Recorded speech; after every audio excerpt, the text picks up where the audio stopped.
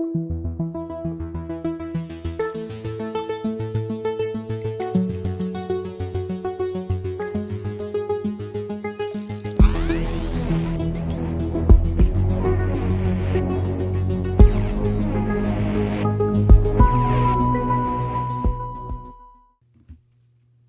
how bad does something have to be regarding this Trump monster? How bad does it have to be that even Rudy Giuliani gets terrified? It's been reported by several sources, but Jonathan Chait, who writes for New York Magazine, is one of my favorite writers. I've got a bunch of them all of a sudden. They really have materialized over the past 4 years, haven't they? They've always been there. But I mean, some of the stuff that's been written about this monster. But Jonathan points out that at the White House, it was on Friday. That's when Trump held what may have been his most deranged meeting yet. That's the one I was talking about a minute ago. And at that meeting, the orange bastard raged at his loyalists for betraying him.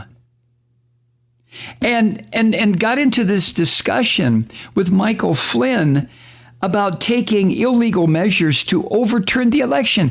And General, God, that just grates to even say that.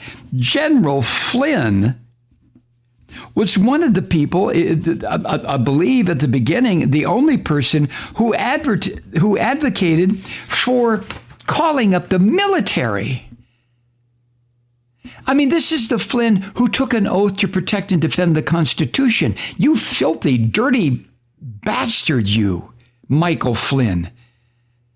But he's been pardoned, and he's a Christian, and he's white, and he's male, and he's a fucking fascist down to the soles of his feet. Call out the military, redo the election under military guard or command and control. What? I mean, this is what Michael Flynn was telling the orange deranged bastard in the White House 72 hours ago. And that meeting was first reported by the New York Times and included this crazy bitch, Sidney Powell. That's the one who talked about unleashing the sea monster. Oh, God.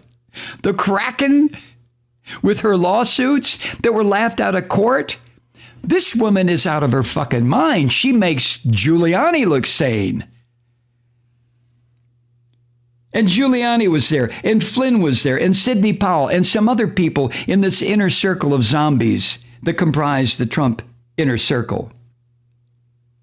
And Sidney Powell's voter fraud claims are so full of shit and so fantastical that she's been mocked even by other neo-fascist conspiracy theorists.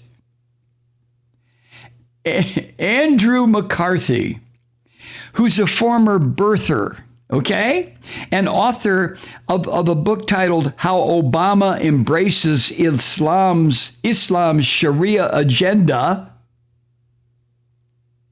and another book calling for his impeachment on multiple counts back in the day. He described Sidney's vote fraud claims as, quote, loopy, end quote. Andrew McCarthy, go fucking kill yourself, will you? I mean, seriously, all of you people, I will buy the ammunition. I'll provide the weapons. Just stand in a circle and on my count, open fire, will you please? How else are we to be rid of you? Oh my God. Trump also reportedly brought up Michael Flynn's proposal to impose martial law and direct the military to hold a new election. And the Times reported at one point in this meeting of these co-conspirators, Trump asked about that idea. Considering it. Oh, now, as Jonathan points out, political scientists have debated whether it is accurate to describe Trump's efforts to overturn the election as a coup. Trump's interest in deploying the military to cancel an election he clearly lost seems to me to resolve that question. I mean, are you kidding me? At least in terms of this orange bastard's intent. There's no reason to believe that Trump commands the power to actually implement any of this bullshit. But his best chance to steal the election was to have the decisive voting margin in the Electoral College determined by the counting of mail-in ballots that were mailed before. But after arriving Election Day, this would have let him either persuade the Supreme Court to invalidate those ballots or Republican-controlled state legislators to disregard their state's voting results and appoint pro-Trump electors to represent their state. Let me catch my breath. But see, the only reason that didn't happen was because the election wasn't close enough for him to pursue either strategy.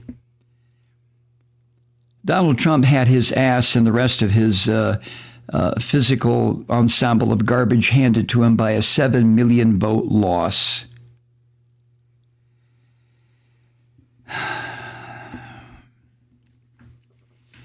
You know, this is not going to stop.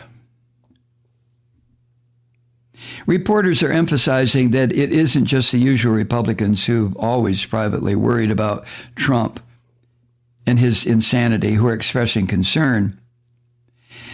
Some of his advisors now, according to published reports, are worried that Trump is spending too much time with people that anyone would consider a crackpot or a conspiracy theorist or as insane as he is. And that too much time line captures the extremely relative nature of what's going on here.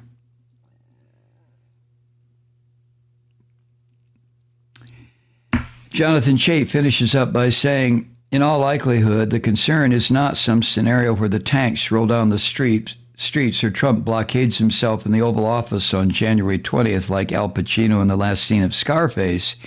It's that Trump will spin so completely out of control that he discredits them or puts the Georgia special election at risk. In other words, the crazies are turning on the crazier.